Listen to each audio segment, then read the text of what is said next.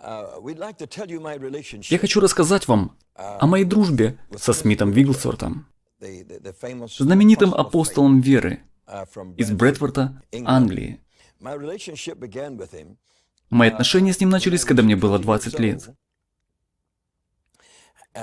И не с нашей встречи, а с того, что я услышал о нем.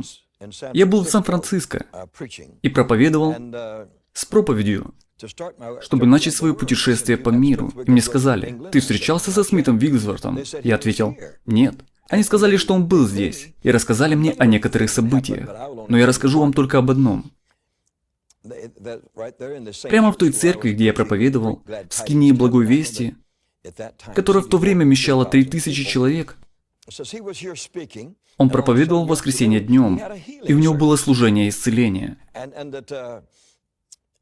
И они приводили людей из больниц в инвалидных колясках, в самых разных случаях, чтобы Смит Вигглсворт помолился за них. Из одной местной больницы врач привел очень тяжелого больного раком. Его не хотели приводить, потому что он был при смерти. Врач сопровождал его и сидел рядом с его маленькой больничной койкой на платформе. И вот Смит Вигглсворт, человек, который был немного грубоват, идет по очереди и молится за людей. Он спрашивал, что с вами не так, и он говорил: что с тобой не так? В его части Англии так говорили, что означало: что с тобой не так?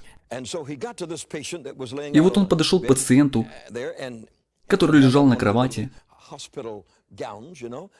в больничном халате без пуговиц на спине. Рядом сидел врач с стетоскопом и слушал сердцебиение пациента, давая всем понять, что он был при смерти. И когда Смит Вигглсворт спросил: что с тобой не так? Врач ответил: он умирает от рака. Вигглсворт спросил: где рак? Врач ответил: в животе. И Смит Вигглсворт, наверное, самый необычный человек, которого я когда-либо встречал, размахнулся и ударил его в живот, где был рак. Ударил так сильно, что мужчина умер. Его руки просто упали с кровати. И врач закричал: он мертв! Он мертв! Он посмотрел на него и сказал: ты убил его! Ты убил его! Его семья подаст на тебя в суд! Ты убил его! Смит Вигглсворт ничуть не расстроился. Он сказал: он исцелился. И он не остановился. Знаете, он просто продолжал молиться за других. Минут через 10 по проходу к нам подошел мужчина. Он встал с кровати, отодвинул доктора в сторону и пошел в смешной больничной рубашке. Знаете, такой, которая расстегивается сзади. И он шел за Смит Вигглсвортом, подняв руки вверх и прославляя Бога. Он сказал: у меня ничего не болит, я чувствую себя прекрасно, у меня появилась энергия, которой не было уже не зная сколько времени. И он шел за ним. А Смит Вигглсворт был таким необычным. Он не обернулся и не сказал: слава Богу, посмотрите на это. Для него это было обычным делом. Он сказал: просто благодари Бога за это. И он продолжал молиться за людей. Тогда я впервые услышал о Смите Вигглсворте. Я подумал про себя: когда-нибудь я с ним встречусь. Я сел на корабль в Сан-Франциско и отправился в Новую Зеландию, а потом в Австралию.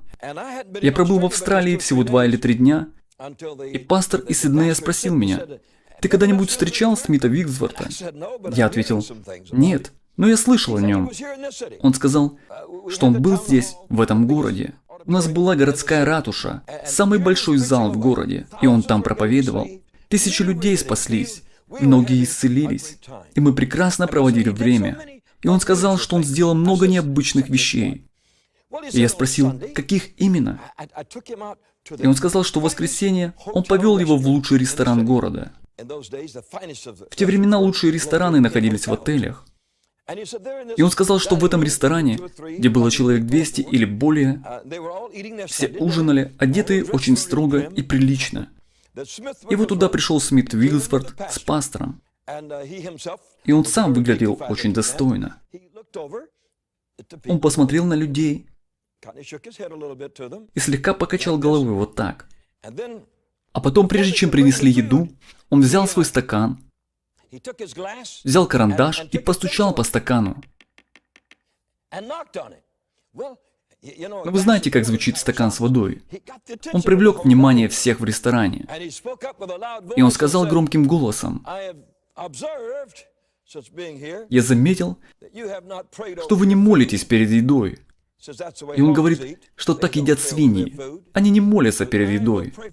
Так что я помолюсь за вас. Тот молодой пастор, который был с ним, сказал, что у меня было красное, как кровь, лицо. Он сказал, я просто сидел там униженный. И тут этот человек встал и сказал громким голосом: он попросил Бога благословить и возлюбить всех этих людей, осветить пищу для их тела и дать им силу от этой пищи, чтобы они могли служить Богу. Потом он сказал: «Дамы и господа, спасибо», и сел. Он сказал, что больше всего меня поразило то, что он привел к Христу 2 семьи, прежде чем мы вышли из ресторана. Но я сказал, что в Сан-Франциско он бил людей, и они умирали, но потом снова оживали. А тут он теперь призывает к порядку целый ресторан и молится над едой, а потом обращает в христианство 2 семьи. Я сказал, что это очень интересный человек. Он сказал, что хотел бы рассказать мне еще кое-что, и добавил, что я никогда этого не забуду. В центре города был переполненный зал, битком набитый людьми. Его дочь, которая была с ним в качестве попутчицы и заботилась о нем, была совершенно глухой. И он не мог ее исцелить. Она была глухой. А в то время батарейки для таких устройств были вот такой длины и веса в несколько футов. Понимаете, они были не такими усовершенствованными, как сейчас. И вот Алиса после вступительной части села на переднее сиденье. На некоторое время она сняла наушники и поэтому не слышала, что говорил ее отец. Она просто смотрела на него. А он стоял на платформе в маленьких очках для носа, которые цепляются за цепочку. Ему приходилось вытаскивать их из пинжака. Он встал перед огромной толпой и сказал: «Мужчины и женщины, мой текст М. Мой текст М». Он не мог вытащить цепочку и не мог надеть очки, чтобы читать. Потом он сказал: «Мой текст Алиса». «Мой текст Алиса». И он сказал, что тысячи людей начали смеяться, хохотать, потому что он был проповедником, который не умел читать. А его дочь была его помощницей, но она была глухой. И они смеялись над Смитом Вигглсвортом. Наконец дочь надела наушники и услышала, как ее отец говорил «Алиса». Она поднялась на сцену и помогла ему вытащить очки и надеть на него. И когда он надел очки и посмотрел на людей, он был очень сильным человеком. Один из австралийских священников сказал: «Эй, Вигглсворт, если у тебя такая сильная вера, почему ты такой слепой, что не видишь, а твоя глухая дочь не слышит?» Он подумал, что ответит этот старик. Ему тогда было 80 лет, и он думал, что загнал его в угол. Но он даже не стал отвечать. Он посмотрел на него и сказал: «Скажи мне, почему у Елисея была лысина? И я отвечу тебе». И люди снова разразились громким смехом, думая, как он за секунду мог придумать что-либо подобное. И он продолжил проповедовать.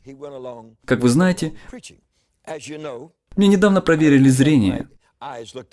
И в моем возрасте у меня все еще хорошее зрение, а у меня здесь только увеличительные стекла. Так же, как у меня есть морщины на лице, так и у моих глаз есть возрастные изменения. Поэтому я ношу очки только для увеличения. И это было очень интересно. Мне было за 40, и кто-то уменьшил размер телефонной книги. Я пошел к одному местному окулисту и сказал: «Сэр, телефонная книга стала другой. Раньше я мог ее читать, а теперь она расплывается. Говорят, что ее кто-то уменьшил. «Нет», — сказал он, — «сколько вам лет?» И я ответил, что мне 42. «Нет, когда вы достигаете этого возраста, вам нужны очки для чтения, чтобы увеличить шрифт. И с тех пор я пользуюсь очками». Но во время этого служения Бог сотворил через Смита Вигглсворта великие чудеса. Когда мне рассказали эту историю, я сказал, однажды я встречусь с ним. С нами был доктор Говард Картер из Лондона, Англии. Он был президентом библейского колледжа, который отправлял миссионеров по всему миру. Это был своего рода институт по изучению Библии. И он рассказывал мне другие вещи о Вигглсворте. И в конце концов я захотел встретиться с ним больше, чем с кем-либо другим. Мне не терпелось увидеть и услышать Смита Вигглсворта. Когда мы приехали в Англию, мы уже объездили всю Австралию, Азию и Европу, и мы проехали через Сибирь и всю Россию, и наконец мы добрались до Англии. Мы приехали туда за неделю до национальной конференции. Доктор Говард Картер был организатором конференции и председателем. Он попросил меня выступить вечером, потому что я был евангелистом. И он попросил Смита Вигглсворта выступить днем, потому что тот был учителем. И мы с ним выступали вместе. Первую неделю в Англии я выступал с человеком, с которым хотел познакомиться. Он был непростой человек. Он сидел как государственный деятель, даже в церкви. Вот так, внимательно слушая, что ему говорят. И вот я приехал ближе к вечеру, и он первым услышал меня. Я проповедовал в тот вечер и призвал людей к покаянию. Не так много людей спаслось, потому что это был съезд проповедников. Но я провел евангелизационную проповедь и призвал людей к алтарю. Когда я закончил и повернулся, на сцене стоял Смит Вигглсворт и смотрел на меня. Он положил руку мне на плечо и сказал, «Сынок, тебе нужно прийти ко мне». Но меня вызывали в кабинет директора, когда я учился в школе. И я знал, что значит встретиться с директором и решать проблемы. И это было похоже на то, что ему нужно было увидеть и поправить меня. Я сказал, «Да, сэр». «Когда я могу прийти?» Он ответил, в любое время. Он сказал, я живу в Брэдфорде, вот мой адрес и номер телефона. Приходи, когда захочешь. Я сказал, как часто я могу приходить? Ты можешь приходить так часто, когда захочешь. В эти дни я дома. Я прожил в Англии 2 года. И через неделю я уже ехал в Брэдфорд. Знаете, где бы вы ни проповедовали на Британских островах, вам все равно нужно было бы проехать через Брэдфорд. Это было в Мэнленде, прямо в центре. И было очень удобно купить билет до Брэдфорда, а потом на восток, на запад или на север, куда бы я ни захотел поехать. Это было очень просто. И вот я пошел к нему, нашел дом и ударил в дверной звонок. Это был такой дверной молоточек. У них не было электрического звонка. Это такая штука, когда берешь металлический предмет и стучишь по другому металлическому предмету. И вот я постучал в эту штуку, а потом стал ожидать. Если бы вы меня видели, то рассмеялись бы, потому что в то время я уже выглядел как англичанин и говорил как англичанин. На мне была шляпа-котелок. Если вы знаете, что такое котелок, это шляпа, как у Чарли Чаплина. У меня был черный пиджак, полосатые брюки и темно-синее пальто, которое доходило мне до колен. В одной руке я держал зонтик, а в другой – утреннюю газету и портфель с Библией. И так я стоял там. Смит Вигглсворт открыл дверь, уставился на меня. Он не сказал «доброе утро», он не сказал «как поживаешь». Он сказал «что у тебя под мышкой?» Я сказал «утренняя газета, сэр». Он сказал «выбрось ее, ты не можешь сюда с этим войти». Я сказал «да, сэр». Я выбросил эту газету в кусты, и он снова посмотрел на меня. «Нет ли чего-нибудь еще?» Он оглядел и сказал «заходи». Я зашел, и он взял мое пальто. Мы вошли в гостиную, которая была первой комнатой справа. Там горел камин, и было очень уютно. Вместо того, чтобы спросить меня, откуда я пришел или куда направляюсь, он сказал «давай почитаем». И он прочел полчаса из Библии. А потом он сказал: «Давай помолимся». И он встал на колени и молился еще полчаса. А потом возложил на меня руки и сказал: «Благослови его, Господь». Я был очень рад, когда он закончил. И он сказал: «Я хочу еще почитать тебе». И он читал Библию еще полчаса. А потом сказал: «Давай помолимся еще». И мы снова встали на колени и помолились. И я сказал: «Господи, куда я попал? Во что я ввязался?» И тут его прекрасная дочь Алиса, о которой я вам уже рассказывал, позвала нас на обед. Йоркширский пудинг, ростбиф и тот прекрасный соус, который они подают. Это было что-то. И горошек, который нужно брать с тарелки не вилкой, а ложкой. И мы вкусно пообедали. Когда он закончил, он просто положил салфетку на стол и сказал: «Приходи еще». И ушел. Его дочь объяснила, что он пошел отдыхать. Я подумал, что это знак, что мне пора уходить. И попросил свое пальто и ушел. Не успел я пройти квартал. Я сказал: «Знаете, я что-то получил. Я изменился. Я кое-что получил. Я получил благословение. Я получил помазание. В том месте со мной произошло что-то хорошее. И я сказал, что вернусь снова. И через 10 дней я действительно вернулся. О да, на мне был темно-синий плащ, зонтик, котелок, но не было газеты. Когда он видел газету, он говорил: «Я не разрешаю приносить эту ложь в мой дом. В моем доме есть только правда, а в ней полно лжи. Оставь ее снаружи». Я послушался. Я сделал, как он сказал. Через 10 дней я снова пришел. А потом еще через 2 недели. А потом еще через 2 недели. Я продолжал ходить к нему домой. Я слушал его, как он читает Слово. Я слушал, как он молится.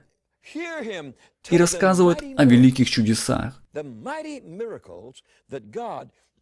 которые Бог сотворил для него по всему миру. И моя вера начала расти. Она начала становиться сильнее. Моя вера начала укрепляться в присутствии этого человека.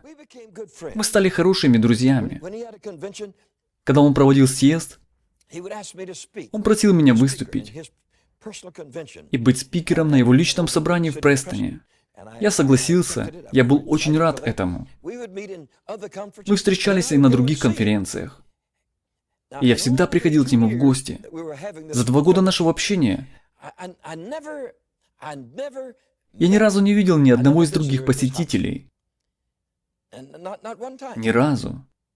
Чтобы получить веру Смита Вигсворта. Так что они не стояли в длинной очереди. Может, сегодня они им восхищаются, но я не видел вас там, когда был там. Так что они не искали Смита Вигсворта в то время. Но я был молодым американцем, и мне хотелось того, что было у этого пожилого человека. Он меня заинтриговал. Его прямота меня заинтриговала. И глубина его доброты, можно сказать, очаровала меня. Это было похоже на бьющий из родника поток воды. И он был таким вкусным, что я приходил и пил снова и снова, снова и снова. Так что у нас были драгоценные моменты общения со Смитом Вигсвортом.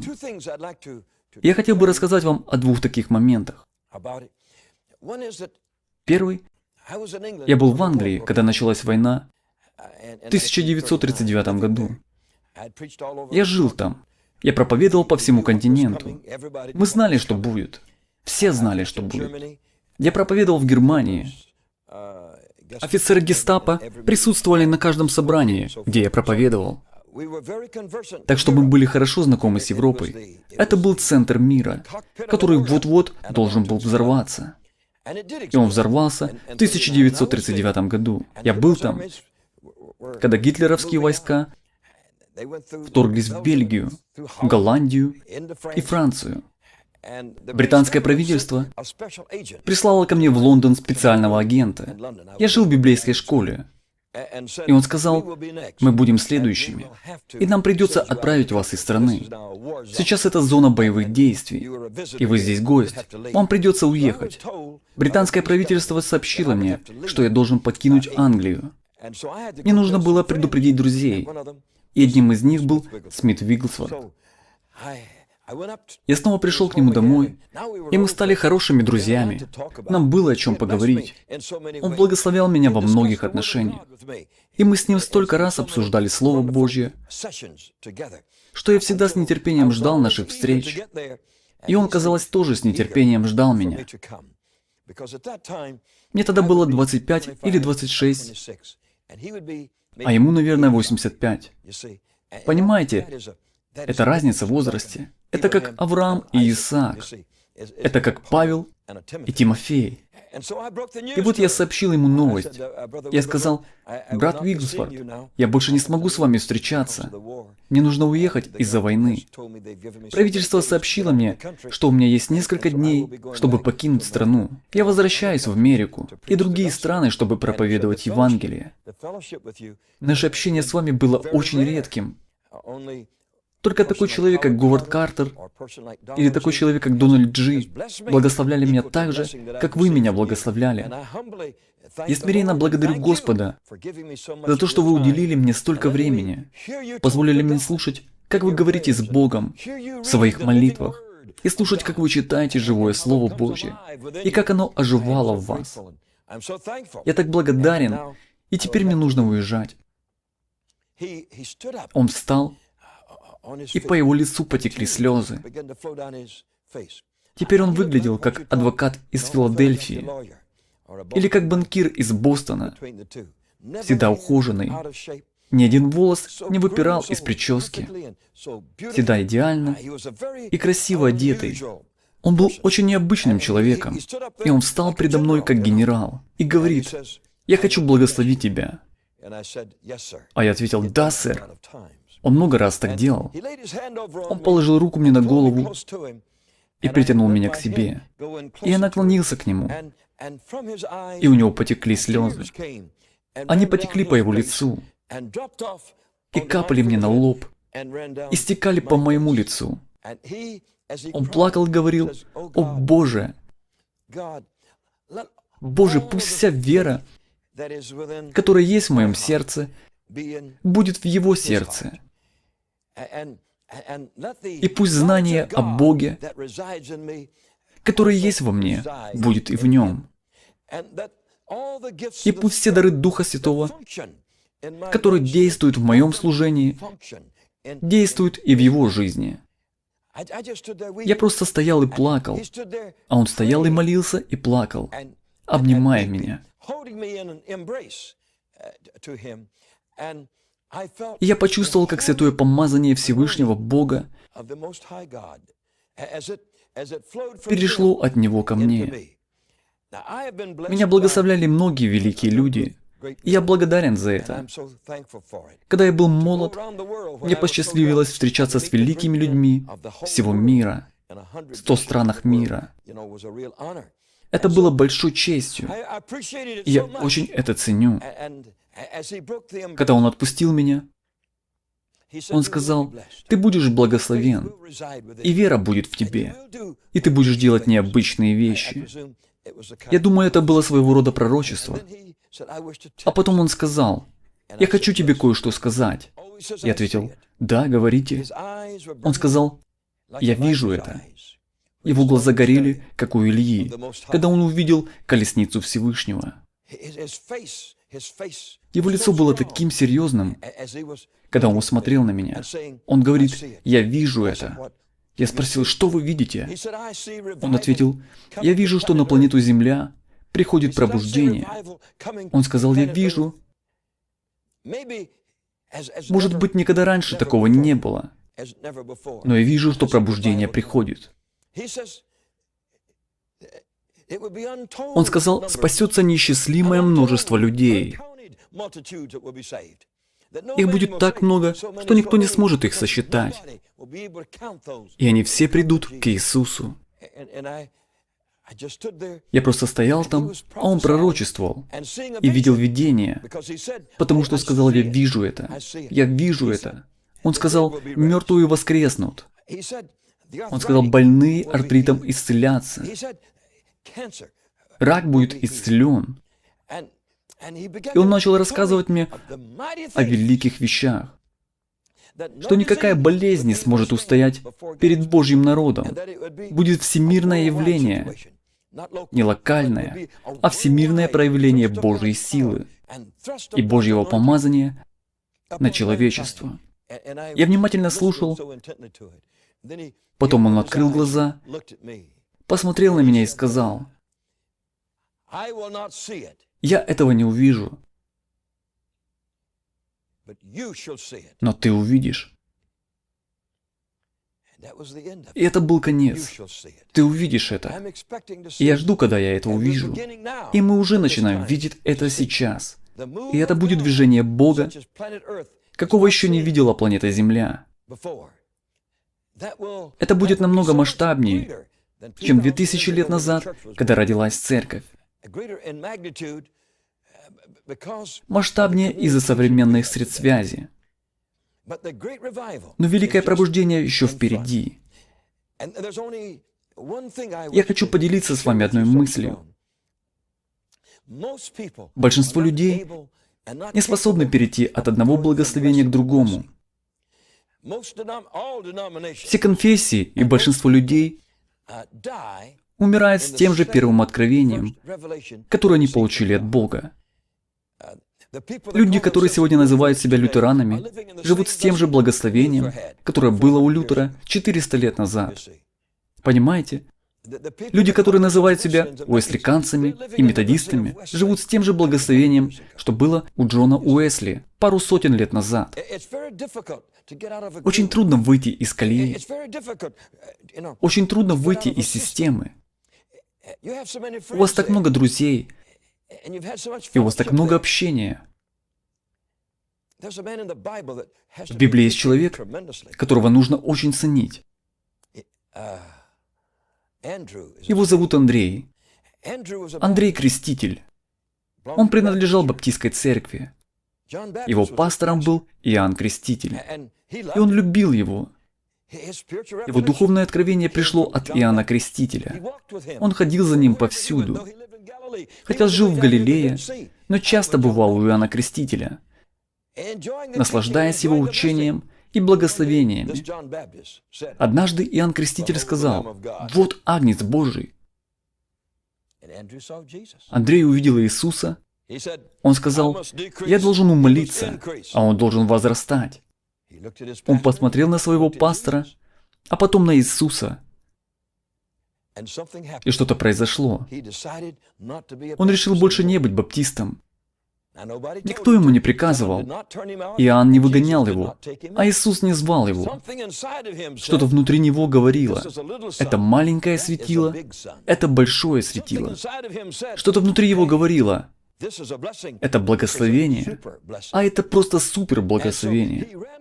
И он убежал от Иоанна Крестителя, не оглядываясь, и побежал к Иисусу. Иисус спросил, «Чего ты хочешь?» Он ответил, «Я иду за тобой». И он нашел его около 3 или 4 часов дня. И весь вечер и всю ночь Иисус рассказывал ему о Царстве Божьем и о том, что он Сын Божий. И он поверил. Этот юноша побежал. Он сказал, «Иисус, никуда не уходи, я скоро вернусь». Он побежал от Мертвого моря вдоль реки Иордан до самой Галилеи, чтобы найти своего брата Симона. Как только он его нашел, он сказал, «Симон, мы нашли Мессию». Какое свидетельство! Какое свидетельство! Они давно искали Мессию. Этот юноша нашел его. Петр, возможно, чинивший сети, поднял голову и спросил, «Кого ты нашел?» Он ответил, «Мессию». Что-то в его глазах, что-то в его лице. Петр поверил ему и пошел за ним. И встретил Иисуса и стал учеником Господа Иисуса Христа. Сможете ли вы перейти от одного благословения которые у вас есть сейчас, к большему. Или вы называете их фанатиками, потому что у вас этого нет. Вы говорите, что они поступают не так, как я, и не поют так, как я пою. Вы должны быть готовы к новому. Брат Вигглсворт сказал мне, что он этого не увидит, но я увижу это. Колоссальное движение Святого Духа. Это удивительное движение Божьего Духа. Я увижу это. И я верю, что это уже начинается прямо сейчас. И я готов к этому. Я буду двигаться в том направлении, которое Бог мне укажет. Я буду тем, кем Бог захочет меня видеть. Я готов выйти из привычной колеи и двигаться дальше. Я готов быть тем, кем Бог захочет меня видеть. Потому что я хочу того, что Бог делает в мое время. Я хочу быть тем, кем хочет меня видеть Бог. Проблема миллионов христиан в том, что они получают хорошее, но не получают лучшее. Вот в чем ответ. У вас может быть хорошее, а если у вас лучшее? В вашей работе для Господа есть служители, которые делают хорошее, но делают ли они лучшее? Вы должны решить, что лучшее. Это то, что Бог хочет от нас. Это то, кем Бог хочет видеть нас. Поэтому я призываю вас присоединиться к этому во имя Иисуса. Итак, я рассказал вам историю. Я видел славу. И я иду по пути славы. Я поделился этим с вами. Смит Вигглсворт был частью этой славы. Я видел его. Мы были близкими друзьями 2 года, пока он не ушел на небеса. Я восхищался им. Я молился вместе с ним. Он мог молиться так, что ты понимал, что он прикоснулся к престолу. Я восхищался тем, как он обращался со Словом Божьим. Не то, чтобы он был великим учителем, но он был великим чтецом Слова Божьего. И когда он читал его, оно оживало внутри тебя. Мне это нравилось. И то, как он рассказывал о чудесах, которые видел, и о вере, которую видел. Это было так захватывающе. И я верю, что это также захватывающе и для тебя. Я хочу помолиться за тебя. Боже, пусть придет великое помазание, великое благословение, великое процветание. И верю, что ты благословишь их тела, исцелишь их тела, укрепишь их тела. Пусть они почувствуют силу Бога прямо сейчас. Прими это. Прими это сейчас во имя Иисуса. Скажи эти слова очень уверенно. Скажи, я благословен. Скажи это Отцом. Я благословен Сыном. И я благословлен Святым Духом. Я благословлен Словом Божьим, Библией. И я благословлен кровью Иисуса. Я благословлен общением с Божьим народом. Я благословлен проповедью. Я благословлен пением. Я благословлен в своем теле. Я исцелен. Говори это уверенно. Я благословен в своих финансах. Я процветаю. Я запрещаю дьяволу, который хочет их забрать. Я благословен в своей семье. Дьявол не может повредить моей семье. Я благословлен. Я благословлен. Я благословлен. И ты тоже благословлен. Большое спасибо, что вы были со мной.